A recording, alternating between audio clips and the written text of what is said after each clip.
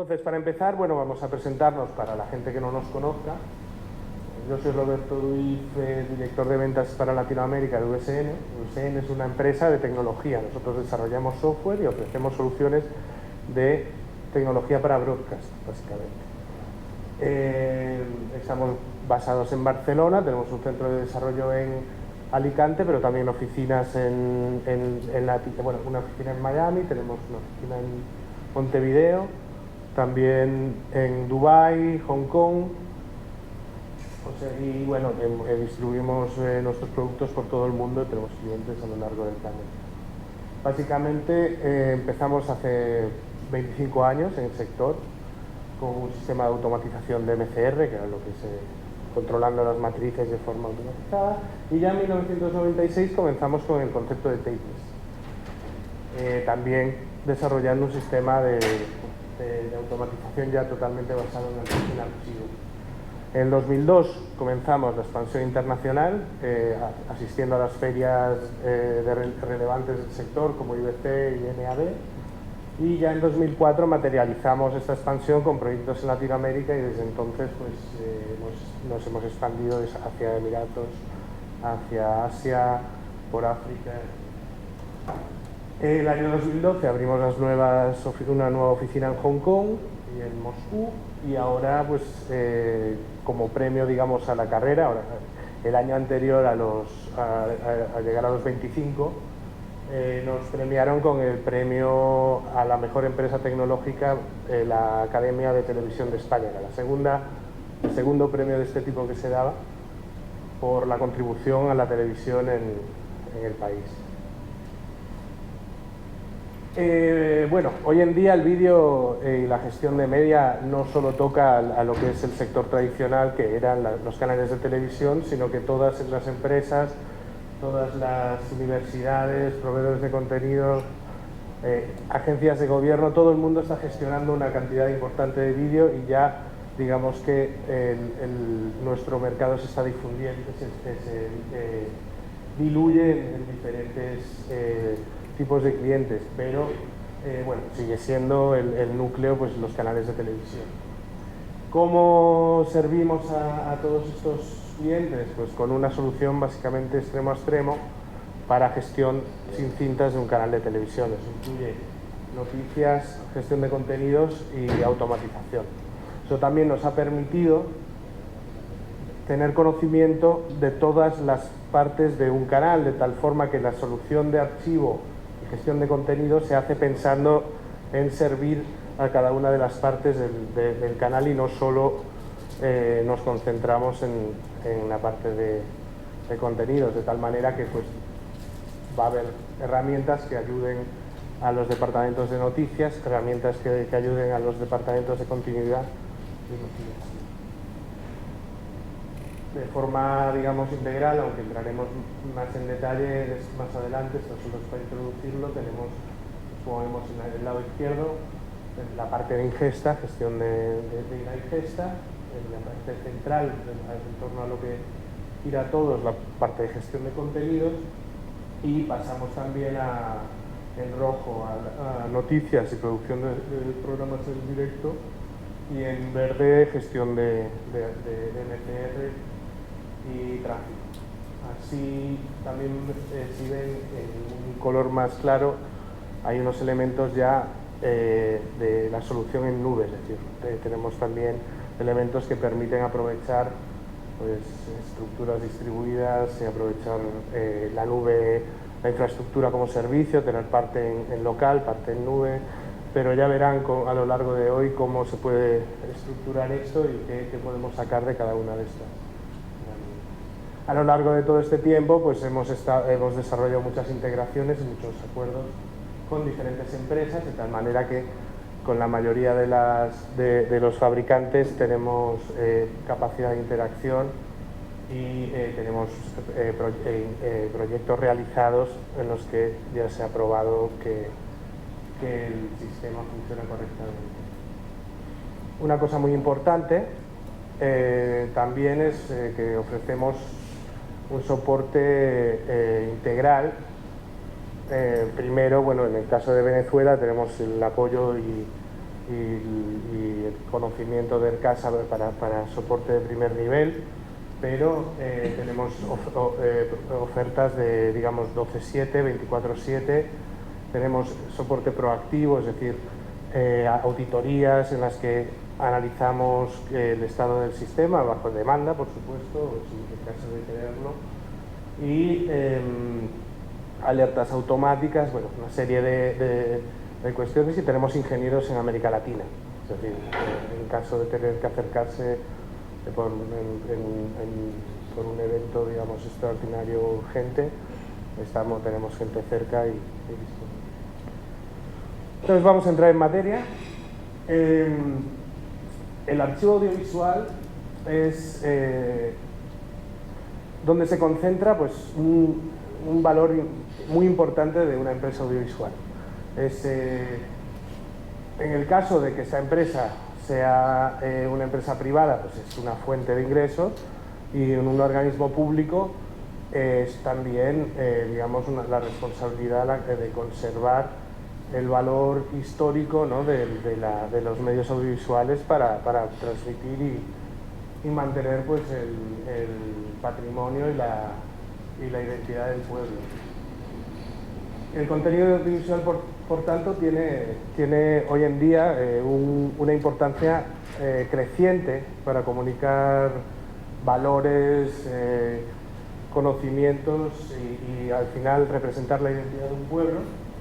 Permite registrar hechos históricos de forma que otros medios no lo consiguen, y tiene un valor muy importante también a la hora de comunicar, permitir la comunicación entre pueblos. Es decir, el archivo histórico va a mostrar cómo se vivía aquí, pues, en los años 50, en los años 60, y eso no se puede explicar con palabras a un asiático, por ejemplo, que no va a entender cómo era, no entiende los cánones de la sociedad venezolana, pero sí que va a entender unas imágenes y sí que va a entender cómo se vive. Entonces es importante conservar estos materiales para poder, digamos, comunicar cómo se vivía, cómo se es, y en definitiva preservar la identidad del pueblo.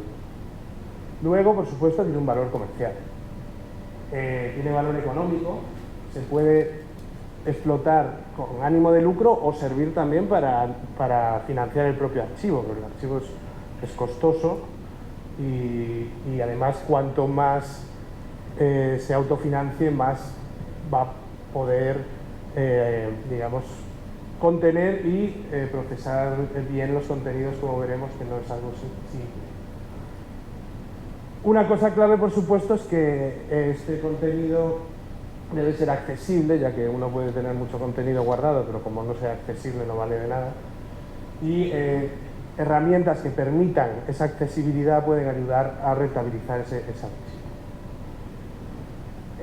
Un elemento clave en el archivo es que los soportes son frágiles, sobre todo los históricos, digamos, las cintas, los archivos fílmicos, tienen que, bueno, conservarse de forma adecuada y tienen que reproducirse en unas máquinas que van desapareciendo.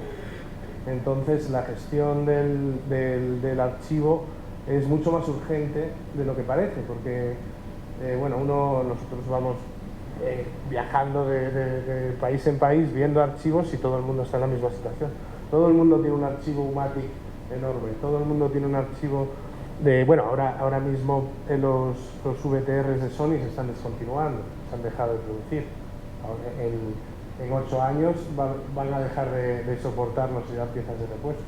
Por lo tanto, si todo el mundo se da cuenta al mismo tiempo, podemos pensar dónde se van a situar los precios de los recambios, qué es lo que va a ocurrir ahora. Bueno, y ocurre con el Numatic, ahora aún hay máquinas, pero es que si todo el mundo decide digitalizar los contenidos de repente, pues yo creo que habría que plantearse montar una fábrica de Numatics nueva para empezar.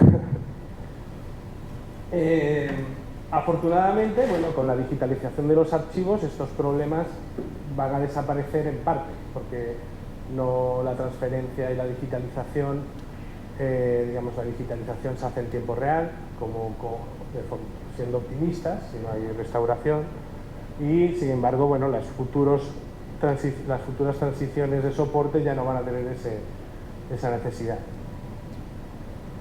Por lo tanto, otro elemento importante es la clasificación para hacer accesibles esos contenidos. Es decir, si no podemos localizar el contenido, pues no tiene ningún valor.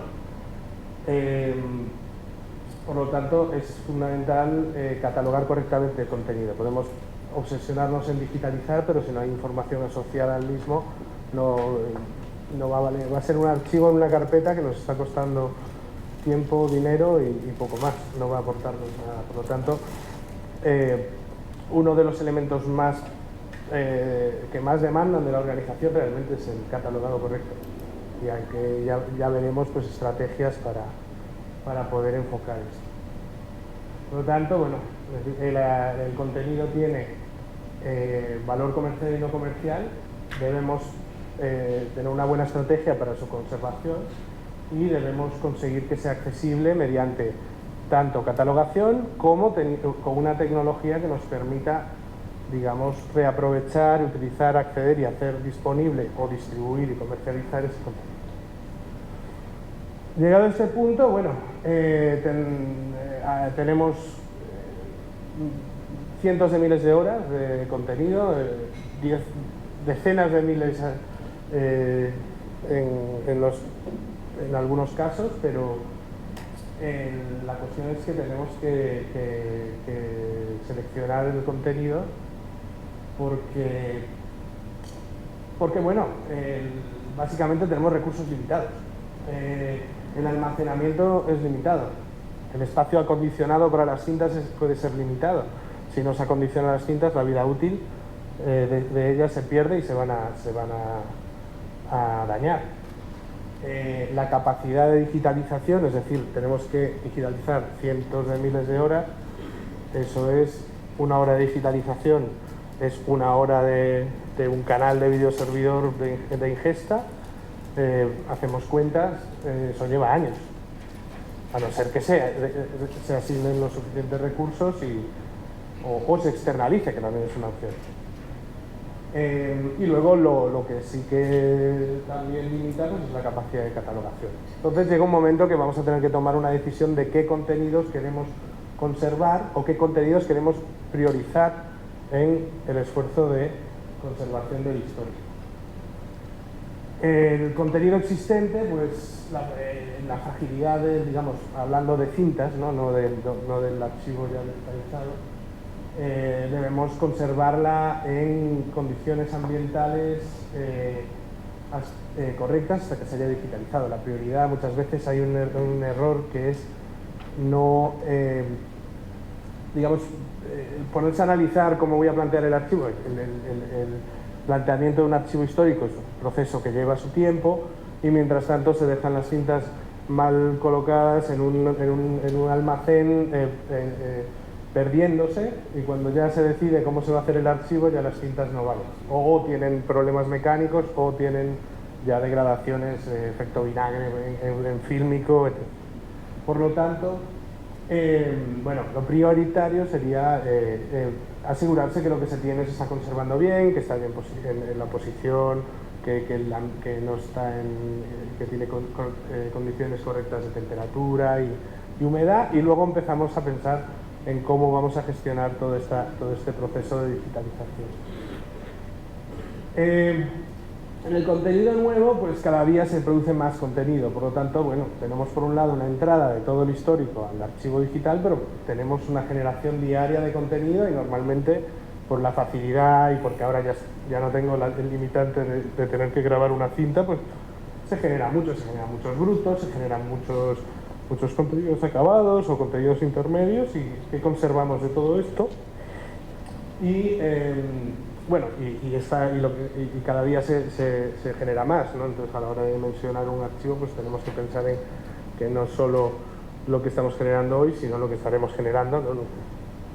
Y luego pues la necesidad de catalogado, de tener una estrategia importante bien pensada de cómo catalogar. Entonces, el querer conservar todo el contenido puede ser inalcanzable. Y esto pues, va a hacer necesario utilizar estos criterios de selección que van a variar según el objetivo de nuestra organización. Es decir, no es lo mismo el archivo, un canal de noticias va a tener un tipo de criterios de selección de contenido y a lo mejor, pues obviamente un archivo fílmico nacional va a tener otro criterio, etcétera. Entonces la forma y los criterios de selección tienen que analizarse organización a organización. Pero bueno, aquí vamos a plantear unos posibles criterios para que los puedan tener en cuenta. En primer lugar, bueno, normalmente la antigüedad de un contenido en un histórico le confiere cierto valor, aunque esto es por la escasez de este tipo de contenidos. En caso de que haya muchos de esa misma antigüedad y de similares características, pues otros parámetros como la temática, la calidad y la unicidad, ahora entraremos en lo que es, son fundamentales. El soporte, bueno, puede incluso tener valor por sí mismo, es decir, si uno tiene ciertos documentos audiovisuales bien conservados, pues incluso como interés museístico el propio soporte se puede querer conservar. Pero lo que sí es que tiene mucha importancia a la hora de priorizar, como vimos porque el contenido, porque se puede degradar y perder, y porque la máquina en la que se tiene que reproducir puede ser escasa y estar encareciéndose gravemente pues, su disponibilidad, su compra. Se debe seleccionar el material en peligro primero, como criterio básico de selección. Al menos seleccionar primero entre el contenido en peligro. La temática, en muchos archivos sí que la temática es muy importante, sobre todo si están enfocados en temáticas concretas, pero hay que tener mucho cuidado porque el contenido relevante hoy no tiene por qué serlo mañana. Por ejemplo, en el caso de los archivos de noticias, a veces, en ocasiones se archiva pues, la pieza emitida, pero en 20 años nadie va a pedir la pieza emitida, va a pedir el bruto de esa pieza, porque va a querer construir algo en función del bruto. Por lo tanto, ¿qué va a archivar uno? Algo que a lo mejor la pieza la pueden repetir 3 días, pero nunca más. Es decir, hay que tener en cuenta que lo que se pide es un poco lo que uno pide ahora de un archivo histórico. O sea, para conservarlo de hoy vamos a tener que buscar pues pensar un poco qué es lo que va a necesitar o ponerse en los pies de la persona que va a buscar esos contenidos. La unicidad es un criterio muy importante, es decir, podemos tener algo que es muy relevante porque es un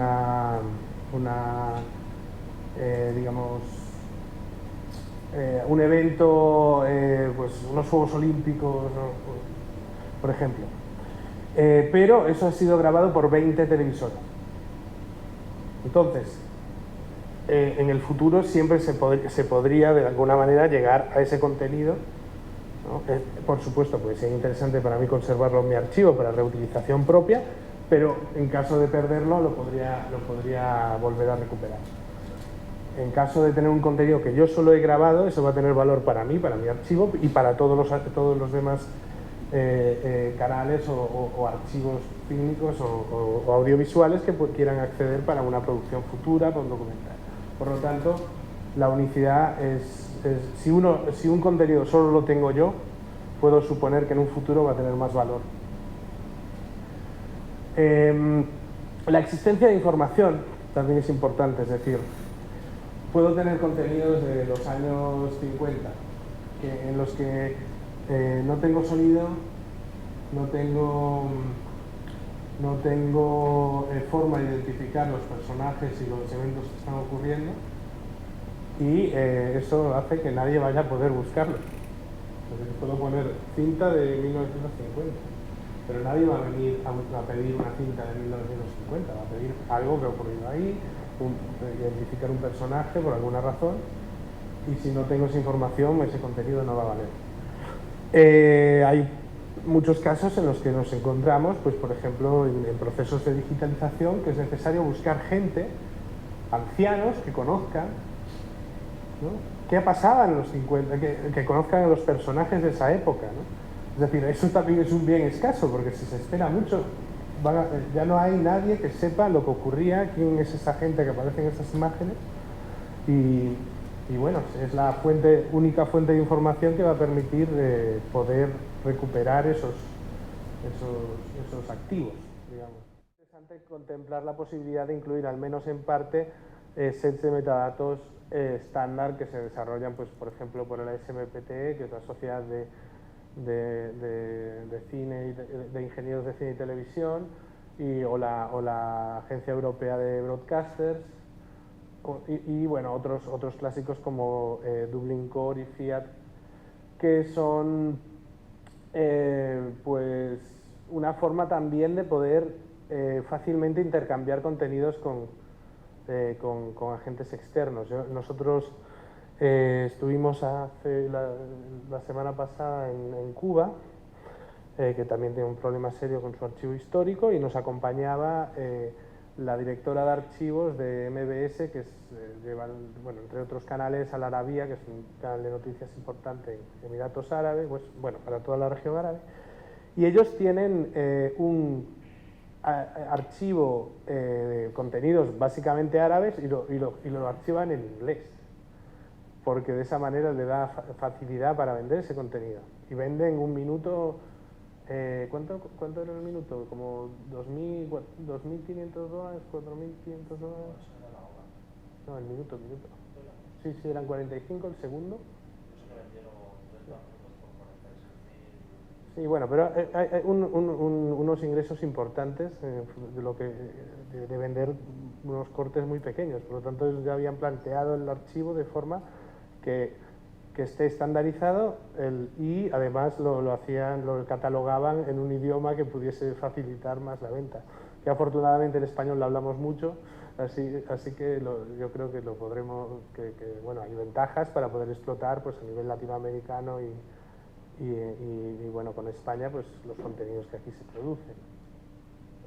Hay muchos tipos de metadatos, la verdad no voy a entrar en detalle ahora porque los veremos después de forma práctica, pero hay, sobre todo con la gestión informatizada ya del archivo, bueno, pues las posibilidades son muy amplias. Uno ya no tiene que estar limitado a un papel en el que aparecen tenemos ciertas tablas con unos campos, sino que ya podemos desarrollar un sistema de metadatos mucho más rico, y también que nos va a ayudar a poder tener localizable ese contenido. Cada vez más también hay herramientas de catalogado automático. Para empezar, lo más básico es, por ejemplo, cuando un sistema debería reconocer los datos técnicos, es decir, qué es ese fichero, cuál es la resolución, cuál es el códec. Todas estas cosas no los debería tener que introducir alguien manualmente, eso es obvio, pero también ahora ahí, pues, nosotros, por ejemplo, integramos una herramienta de reconocimiento de texto en el que yo puedo añadir, pues a lo mejor tengo escaneado la ficha que tenía, pues ya automáticamente yo todo ese contenido lo voy a poder indexar y buscar en base a él, o un documento asociado a cualquier otra producción que nos vaya a dar información relevante. Tecnología que también va tomando fuerza, aunque todavía tiene unas tasas de error importantes y un coste significativo a nivel de necesidad de capacidad de procesamiento, es la transcripción automática de voz a texto. También, pero bueno, con el tiempo podemos esperar que sea más accesible y podamos, pues, transcribir con exactitud considerable, pues a lo mejor un discurso, y se hará mucho más fácil localizar contenido. Keyframes, puedo detectar los momentos en los que cambia un vídeo, y eso me facilita, pues, la localización de segmentos, catalogado de los mismos, y luego también, pues, por ejemplo, la ingesta de los propios subtítulos, y tener asociados los subtítulos que ya he creado en el canal, pues para poder localizar contenidos del vídeo. Hay otros factores interesantes a buscar en en los metadatos, que son pues las relaciones de genealogía, y que tenga opciones de aplicar distintas capas de catalogación. Es decir, voy a tener una capa técnica, puedo tener una capa referente a los personajes, tanto en el segmentado como en las características generales, ¿no?, de un contenido. Puedo querer tener un asset padre que tenga diferentes assets hijo, como pues en el caso de tener, aquí tenemos un ejemplo, se está grabando esta conferencia, tenemos dos cámaras, vamos a tener nosotros lo registraríamos, pero realmente los datos relevantes a la conferencia en general aplican tanto a esa grabación de ahí como a esa grabación de allí. Por lo tanto, voy a querer tener una posibilidad de catalogar las cosas de forma que pueda encontrar la conferencia y luego pueda encontrar el vídeo 1, el vídeo 2, y que esos vídeos 1 y vídeo 2 tengan unas características diferentes, como es ángulo, y bueno, cualquier otro elemento. Si estoy grabando partes diferentes de la misma conferencia, pues que esas características las pueda representar, pero que aproveche a la vez todo lo que son los contenidos de metadata comunes. Entonces, ¿qué características tiene un archivo audiovisual moderno? Es un sistema hoy en día que combina hardware y software, que nos permite una gestión eficiente de los contenidos audiovisuales, y tiene, bueno, pues herramientas adaptadas y diseñadas para cumplir estos objetivos del archivo de los que acabamos de hablar, es decir, preservar, hacer accesible y distribuir y comercializar el contenido. Lo deseable es, si uno va a meterse en digamos, la odisea de construir un buen archivo audiovisual, pues lo haga pensando a lo grande. Es decir, no quiero concentrarme solo en tener mis contenidos aquí, sino en hacerlos lo más accesibles posibles internamente, y que me dé la posibilidad de hacerlos accesibles fuera, distribuirlos, comercializarlos, y que me dé también las opciones de saber que voy a poder adaptarme fácilmente a lo que venga después, porque como todos sabemos, hoy en día está cambiando la industria muy rápido, y la forma de llegar al televidente pues ya no es solo el aire, sino que en gran proporción pues puede ser desde el móvil, la tableta y los canales de distribución pues cada vez son más difusos, más complejos, y hay una gestión de la media mucho más compleja que hace unos años. Bueno, básicamente a nivel de hardware tenemos videoservidores para la ingesta, servidores IT estándar que se encargarán del procesado y de la orquestación y donde correrá al final las bases de datos y el sistema de gestión en sí. Hay hardware de red, switches, cables, fibra que hay que dimensionar correctamente para permitir realizar los flujos de trabajo deseados, y luego también, por supuesto, almacenamiento, que tendrá una jerarquía y hay que tener unos criterios a la hora de elegir y dimensionar y, digamos, planear el movimiento entre unos y otros para optimizarlo y ahorrar costes y mejorar la operativa. Y luego, finalmente, pues los computadores clientes. Es obvio que hay que acceder desde algún lado a este sistema, ¿no?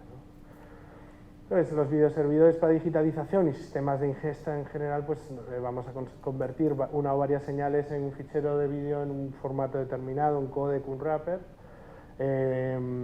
Normalmente se suele elegir uno concreto para toda la operativa de un canal de televisión. Los servidores ejecutarán el software necesario para la gestión, y el hardware de red, interconectarán estos distintos servidores, almacenamientos, computadores clientes para poder acceder a la media, y bueno, incluso con el exterior. Como todos sabrán, y esto no será nuevo para nada porque es el día a día, pues el movimiento de vídeo en una red no es lo mismo que tiene unos requisitos de calidad y rendimiento mucho más elevados que otras aplicaciones de red. Por lo tanto, es un punto en el que hay que concentrarse, y hay que utilizar herramientas que nos permitan reducir la carga sobre la red, pues, por ejemplo, mediante el uso de formatos de baja resolución en gran parte de la cadena, ¿no? Pero lo veremos en la práctica. Bueno, definimos lo que son los almacenamientos según sean online, nearline y offline. El online nos referimos a contenido que está inmediatamente accesible y a la velocidad que lo necesitamos. Si es para edición compartida, vamos a necesitar tener a lo mejor un mismo almacenamiento online lo es para un canal, pero para otro no lo es porque no tiene el rendimiento correcto. Es decir, no es la tecnología, sino que es el uso. Nearline es cuando puedo recuperar el contenido sin intervención humana, pero aún tengo que esperar un poco. Esto puede ser, en caso de un entorno de edición de noticias, un almacenamiento de discos que no da el rendimiento suficiente para que edite sobre él, pero sí que me recupera el contenido, o puede ser una librería LTO, una librería de discos ópticos, otras tecnologías que discutiremos. Y luego el offline es cuando pues tengo un disco duro en una estantería o tengo unas cintas tengo un driver LTO, pero tengo las cintas en estantería y me avisa, necesito que una persona intervenga y acerca el contenido al dispositivo. A nivel de software, bueno, fundamentalmente tenemos los sistemas de ingesta que van a permitirnos automatizar la ingesta de contenidos, por ejemplo, de satélite, de VTRs, programarlos o manualmente pues, gestionar controlar el videoservidor para que genere estos ficheros de vídeo en el formato que necesitemos. Un sistema MAM que nos permita gestionar esos archivos, localizarlos bien, automatizar los flujos que sea necesario para pues, publicación, distribución. Y luego un sistema en muchas ocasiones es necesario un sistema HSM que se encarga de la gestión de esta jerarquía de almacenamientos y localizar y mover media o registrar en las librerías. Hay muchos más que pueden intervenir según lo que hagamos, pues sistemas de transcodificación, control de calidad, marca de agua, huella digital, según el objetivo y el proyecto que desarrollemos. Como decíamos, en el caso del MAM nos permite la gestión integral. El MAM es siempre suscita, digamos, un poco de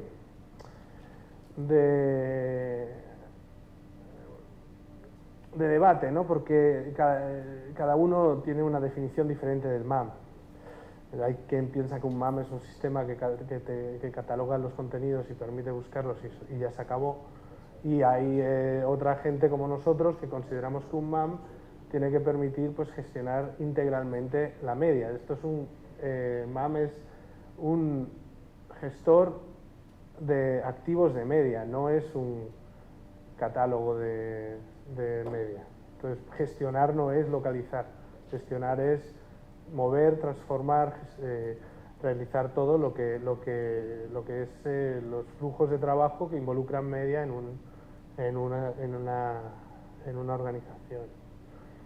Nos sirve, por lo tanto, para catalogado, búsqueda, recuperación, distribución, pero también sirve de nexo entre otros elementos del flujo de trabajo y nos permite automatizar al máximo pues, todo esto y como veremos ya hemos trascendido este momento y ya podemos no solo automatizar flujos, sino que podemos orquestar con nuevos elementos como el BPM y luego el BI, orquestar toda la gestión de la transformación de la media, incluyendo tareas humanas y luego tener un seguimiento completo y una visibilidad de lo que está ocurriendo dentro del sistema máximo. Puede también, pues, como decíamos, pues llegar a gestionar pues, creación de nueva media, seguir los proyectos, servir de punto de intercambio entre editores, que puedan comenzar, que uno pueda comenzar un trabajo en una estación, que en otro lugar se abra. Ya introduciendo la nube incluso podemos hacerlo de forma distribuida geográficamente, ¿no? Podemos introducir elementos que faciliten la distribución, como aceleración de envío de ficheros por IP, permitir acceso remoto al archivo y que con permisos, dependiendo de, pues un cliente a lo mejor tiene acceso a ciertos contenidos en baja resolución, elige el que quiere, lo previsualiza y yo entonces ya le proveo previo pago o el acuerdo que sea del contenido en alta para que lo utilice. Es decir, un montón de funcionalidades que nos van a dar pues esta facilidad de acceso y de contribución. Y luego pues debería poder integrar sistemas externos de control de calidad, de transcodificación, para poder pues gestionar estos flujos. A nivel de metadatos, pues los metadatos deben ser personalizables. Tenemos que construir una estructura adaptada a la organización, no que la organización se adapte a la estructura. Sí, es verdad que nosotros siempre, digamos, intentamos devolver el conocimiento que nosotros tenemos de otras experiencias para intentar ayudar al cliente a tener la mejor estructura y organizar mejor su organización, pero al final el que conoce bien lo que hace es cada uno. No puede venir alguien de fuera a decirles cómo lo tienen que hacer, ¿no? Sí que tenemos todos, cada intercambio nos aporta y recibimos nosotros y reciben ustedes, pero al final la herramienta tiene que estar hecha para que tenga la máxima adaptabilidad. Tiene que incluir múltiples capas de catalogación para facilitar la visibilidad. No queremos tener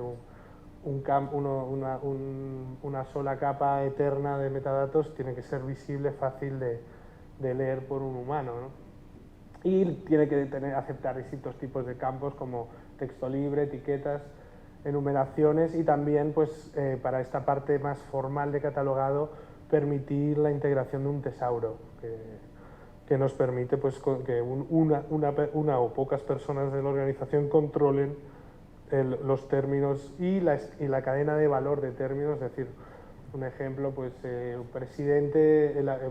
Maduro es presidente ahora, pero antes no era presidente, y yo voy a tener que clasificar ese término con Maduro como presidente o Maduro como cualquiera de los cargos que haya tenido antes de ser presidente. Entonces, un solo término Maduro puede tener mucha información previa que yo puedo registrar utilizando una herramienta de este tipo, y es muy valiosa porque muchas veces la gente va a buscar pues Maduro cuando estaba en otro cargo o sí.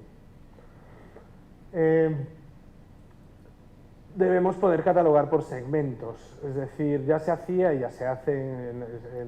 Uno, si tiene una cinta en el archivo, por ejemplo, de noticias, va a tener del minuto 1 al minuto 15, pero ahora ya lo podemos hacer de forma más gráfica. Tenemos distintas capas dentro de este catalogado, podemos tener también distintos tipos de formas de representar los metadatos en estas segmentaciones y da un valor añadido. Y luego también tenemos estas relaciones que comentaba entre padres y hijos. También igualmente pues estas opciones de keyframes, de detección automático de canales, ya del futuro de voice to text, una serie de herramientas importantes para facilitar la catalogación y reducir y dar al final más valor al contenido que tenemos. Y en la búsqueda, una vez que ya lo tenemos catalogado, el siguiente paso es buscar, y tampoco es un tema trivial, ya que bueno, tenemos que incluir distintos tipos, ¿no? Para empezar, debemos indizar la metadata. No es viable pues, que el sistema busque dentro de una base de datos cuando tiene miles y miles y miles de entradas. Tenemos que utilizar sistemas que indexen todo este contenido y que las búsquedas sean inmediatas, porque de otra manera pues, se pierde eficiencia. Las búsquedas, tenemos que pues, proponer búsquedas rápidas o búsquedas tan complejas como nos permita la combinación de los distintos metadatos que tenemos en el sistema. Debemos poder guardar esas búsquedas porque a lo mejor de forma periódica repetimos la misma búsqueda para el canal, y también pues sacar reportes de los resultados, y también es muy importante porque una vez está muy bien, hemos localizado el contenido que según nuestra búsqueda y selección de campos de metadatos parece que es la que necesitamos, pero si no podemos previsualizarla no vamos a perder tiempo de nuevo en si tengo que recuperar la alta, a ver si eso es exactamente lo que quería y no lo es, pues estamos metiendo más carga al sistema y perdiendo también celeridad, ¿no? Esto es lo que comentamos aquí, es una característica clave. Todo el contenido del archivo es visible en todo momento, es decir, da igual que la cinta esté en una estantería, que sea una cinta LTO en una estantería, yo voy a tener una versión disponible en baja resolución que me permita trabajar con ella como si la tuviera disponible, pero solo, y luego al final, pues en caso de si quiera necesitarla, me dirá busque la cinta X y ya está. También, bueno, esto como decíamos, reduce la necesidad de la carga sobre la red, podemos catalogar perfectamente sobre este contenido, podemos trabajar con él, editar sobre él en baja resolución sin ningún problema, y también podemos trabajar remotamente o utilizarlo para, en caso de estar comercializando los contenidos e intercambiando los contenidos, que los distintos clientes o socios lo puedan ver a través de conexiones de internet, en caso de darle abrir el sistema a internet. Para la recuperación igual, el usuario no debería tener que preocuparse de dónde esté el contenido, un periodista no tiene que preocuparse de saber si está en la librería X o en un nearline de otro tipo. Él lo que quiere es el contenido, por lo tanto el sistema debería gestionar de forma transparente al usuario la localización. La gente que sí que tenga que saberlo, que lo sepa, pero el otro que trabaje como si estuviera todo.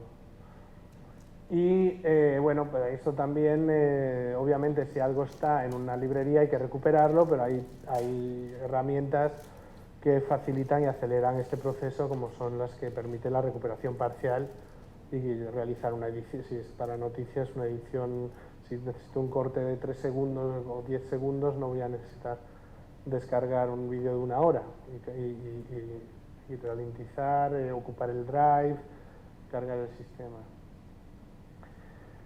Un BAM también puede pues, gestionar lo que es las tareas de empaquetado y distribución de contenidos, por ejemplo, publicación a redes sociales, que es la más simple, ¿no? Pero ahí hay un proceso en el que yo selecciono el contenido que quiero publicar, tengo que transcodificarlo, tengo que acceder a la red social, tengo que entrar con mi usuario, tengo que llegar a rellenar los campos relevantes y luego tengo que subir el vídeo, ver si se acabó de subir. Primero veo si se acabó de transcodificar, luego veo si se acabó de subir y el MAM podría hacer eso con un solo formulario, de una selección del canal que quiero publicar, que ya por detrás encargarse de todos los subprocesos y digamos la gente no pierde el tiempo, que yo seguro que los periodistas de sus canales no estudiaron lo que estudiaron para aprender a subir contenidos a YouTube. Es decir,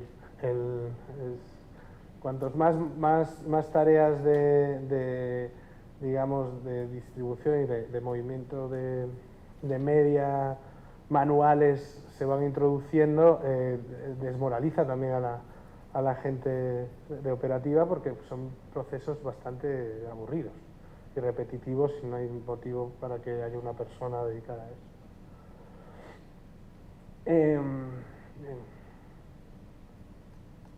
Bueno, hablábamos del HSM, es el software encargado de gestionar movimiento de ficheros entre distintos tipos de almacenamiento.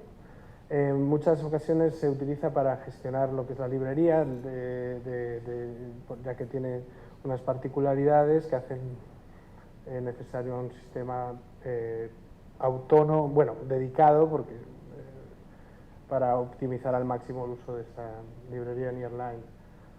Permite también crear, digamos, reglas de migración, de contenido, replicado de cintas para tener una recuperación ante desastres, por ejemplo. Te permite también desfragmentado en caso de utilizar cintas LTO de escritura y borrado, que ya se sabe que para borrar una cinta LTO es necesario borrar la cinta entera, por lo tanto, si uno va registrando y borrando contenido se va perdiendo espacio, entonces de vez en cuando pues, es conveniente compactarlo todo y esto pues un sistema HSM lo gestiona. Y como decíamos, bueno, hay otros elementos que se pueden introducir en el flujo que son transcodificación, control de calidad, watermarking, y eso en casos particulares, pues según cada uno se contemplan y se diseñan. Hablábamos de los almacenamientos. El motivo por el que no tenemos todo disponible en alta resolución y accesible es porque los almacenamientos se pagan y es mucho más costoso tener el contenido disponible que distribuirlo a lo largo de diferentes almacenamientos según queramos. Básicamente lo dividimos en online, nearline y offline. El online es un concepto relativo, al igual que el nearline, porque depende del uso que se le dé, depende de los requisitos de acceso a esos ficheros, de la velocidad necesaria para acceder a ellos, y para cierta empresa pues un online puede ser un nearline y un nearline puede ser un online, es decir, el mismo almacenamiento para el uso que se le da cobra otra identidad. Para el online normalmente se tiene en cuenta el tipo de discos, la velocidad de los mismos, el número de discos, ya que si he distribuido los contenidos a lo largo de distintos discos, puedo aprovechar más el rendimiento de cada uno de ellos. Para eso hay para eso está el RAID, que nos permite pues dos cosas, esta distribución de contenidos a lo largo de diferentes discos y también pues el dar cierto grado de redundancia para lograr más seguridad. El tipo de conectividad es importante para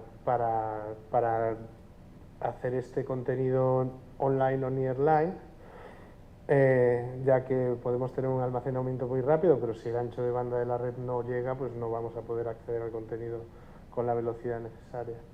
Y luego hay la topología, SAN o NAS, pues, y esto es una simplificación porque hay NASes muy rápidas y hay NASes que funcionan mejor que una SAN, pero en principio, como regla general, la SAN suele ser más rápida porque se conecta directamente al disco a través de fibra y se ve como un almacenamiento local. Y el caso de la NAS pues se conecta a través de una red utilizando protocolos tipo de FTP, TCP o los formatos los sistemas de archivo de red. Se ve con un archivo de red y tiene pierde por cabecera, ¿no? De todas formas, según van evolucionando los tipos, la conectividad, según va evolucionando las tecnologías de red y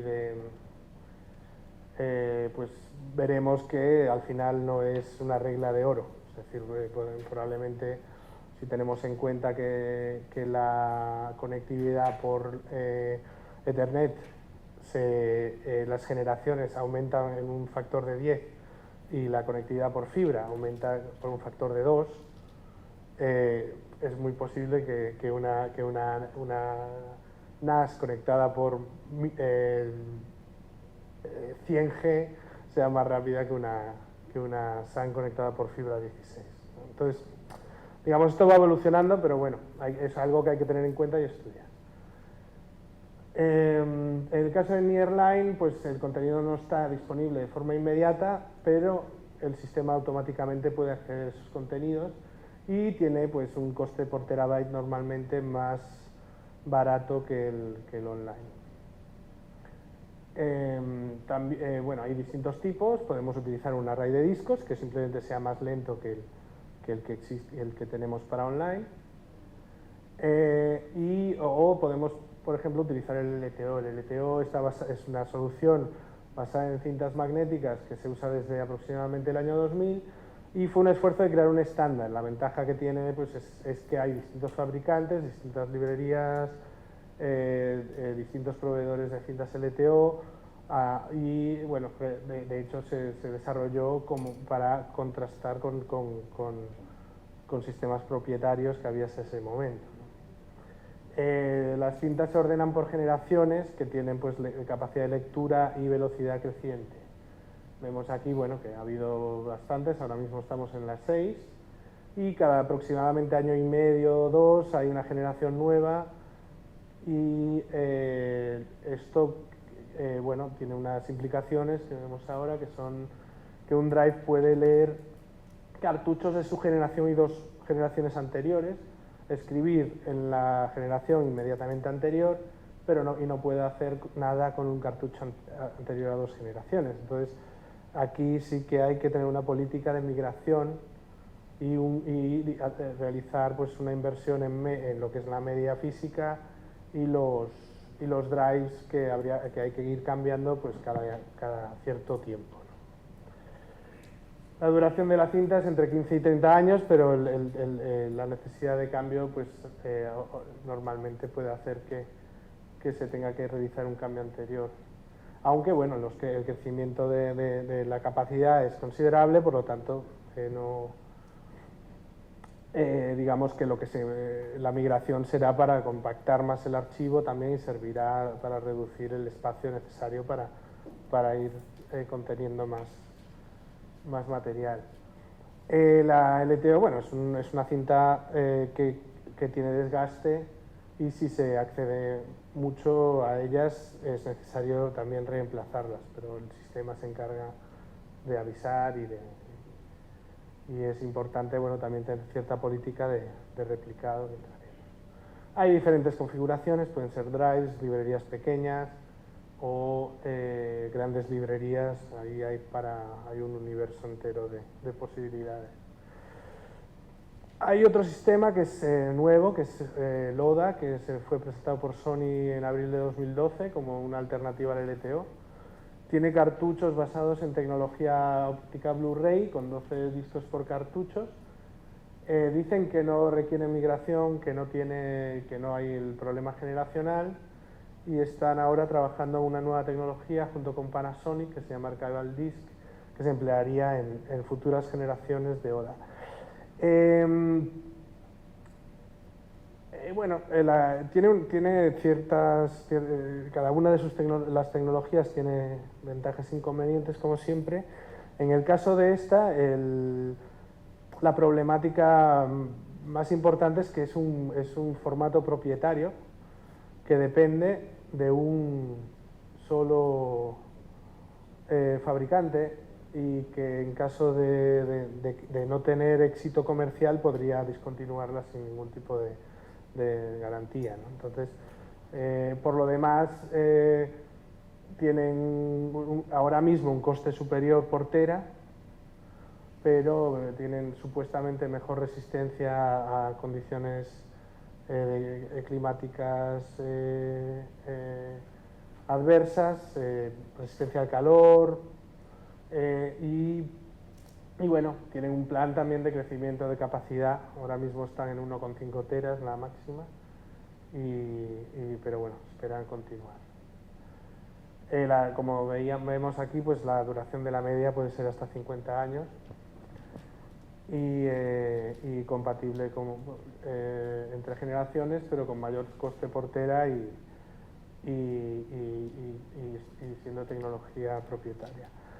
Hay otras propuestas que son interesantes, como es el caso del Alto. Bueno, DAC es una marca propietaria, pero tiene ofrece una librería de discos duros comerciales que se pueden comprar en la tienda, no son nada particular, a los que se accede como si fuera una NAS. Se ve como una unidad de red en la que se ven todos los archivos que se tienen en esta librería, pero el sistema solo enciende el disco duro cuando quiere acceder a ese fichero, de tal manera que la librería de discos se mantiene apagada sin gasto energético y sin desgaste para los discos. El sistema automáticamente, pues periódicamente, normalmente cada semana, enciende el disco solo para comprobar que todo está en orden y lo vuelve a apagar. Entonces tiene tareas de mantenimiento. Y tiene obviamente pues opciones de redundancia, se puede hacer un espejado. Las ventajas de este sistema, bueno, primero que no se necesita middleware de HSM y se accede como a una unidad normal y es bastante más económico. Entonces, según el tipo de aplicación del archivo, pues se puede contemplar, o incluso se puede contemplar como backup en caso de querer tener una opción, digamos, al final decidirse por una tecnología nueva es complicado, entonces pues se puede tener un archivo en LTO y un backup en una opción más barata que duplicar la librería, por ejemplo.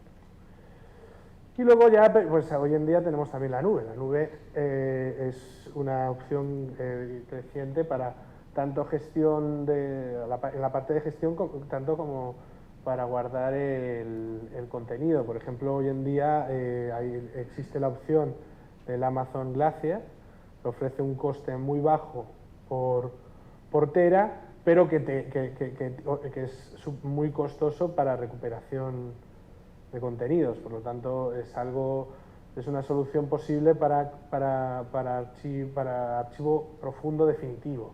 Es decir, contenidos a los que pensamos que no vamos a acceder, pero queremos seguir conservando y no queremos, y digamos, de esta manera externalizamos toda la gestión de almacenamiento. Una cosa de la que ya hemos estado hablando ahora y que es también relevante es la redundancia en el archivo, ¿no? Redundar consiste en duplicar totalidad o parte del sistema para protegerlo de un posible fallo y según el objetivo de la organización y la instalación se prioriza redundar una parte u otra. Un canal de televisión que tiene que salir al aire empieza redundando la parte, primero el videoservidor, luego la automatización y si uno se dedica a un archivo histórico nacional, pues va a duplicar todo el contenido del archivo antes de duplicar cualquier otra cosa. Entonces, en este caso, pues hablando de archivo audiovisual, pues esa es normalmente la prioridad. Pero si es el acceso a los contenidos, pues a lo mejor duplico la red. Es decir, en el caso de los discos, como comentábamos antes, pues tenemos las opciones, la básica son las opciones de RAID, que nos permiten mejorar rendimiento y también proteger los contenidos que están ahí situados. Hay diferentes niveles y puede ser desde un duplicado a un espejado o puede ser distintos arreglos que tengan pues un disco que pueda fallar un disco y se recupere, que puedan fallar dos discos, etc. La configuración en espejo, pues tenemos dos almacenamientos iguales replicados y luego puedo tener dos almacenamientos y uno tenerlo en otro edificio o en otro país es decir, ahí ya la redundancia, como comentábamos ayer, pues es una cuestión de lo paranoico que sea uno y, y se puede redundar hasta el techo en ocasiones, ¿no? Por si se cae uno. La librería, hay varias opciones. Uno es la doble copia de cartuchos en la misma librería, otro es la doble librería, tener dos, tener una librería en otro emplazamiento, y algo híbrido pues sería realizar esta doble copia en una librería y tener el contenido offline, llevarse ese contenido pues a otro edificio, pero tenerlo offline y no incurrir en el coste, digamos, de gestión de dos librerías. Y también, bueno, combinar la librería en local con estas opciones de recuperación de desastres en nube, como el Amazon Glacier. Ahora, bueno, hay un espacio de preguntas para si tienen alguna duda de esta parte antes de que continuemos con una demostración o una muestra ya de lo que son nuestras soluciones. Es que, claro, a efectos de la gestión del archivo, sí que lo que va a haber es una entrada más fuerte de la nube. Es decir, para gestionar... bueno, es un poco igual que hoy en día, no sé, yo ya no tengo mi correo electrónico en el ordenador, yo ya lo tengo siempre disponible, pues lo mismo va a aplicar, sobre todo por la pérdida de... Cuando se abarate suficientemente el almacenamiento en nube, la gestión, si me puedo evitar la gestión de la infraestructura y puedo encima aprovecharme de un duplicado geográfico, es decir, una seguridad que yo nunca podría ofrecer, aunque invirtiese mucho en la seguridad a nivel de redundancia que me ofrece la nube, es difícil lograrla. Y encima no tengo ni que gestionar esa tecnología. Es decir, a efecto... una televisión no un canal de televisión, su industria no es gestionar sistemas de gestión de vídeo, es hacer televisión. Entonces todo lo que ayude a minimizar el esfuerzo de gestión, pues va a ser bienvenido, ¿no? A efectos de...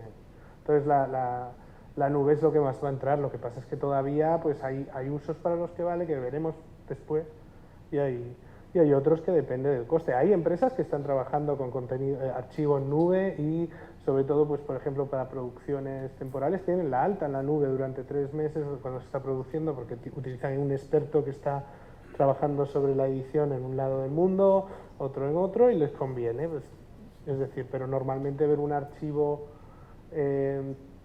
entero sin tener en cuenta, pues gente que sí que se está interesando mucho por la opción de Amazon, por el coste bajo que tiene, en general pues es más raro. Pero nosotros tenemos casos, sobre todo para distribución, y yo creo que al final del día verán como más aplicaciones posibles para eso. Bueno, si no hay más preguntas para esta parte, podemos...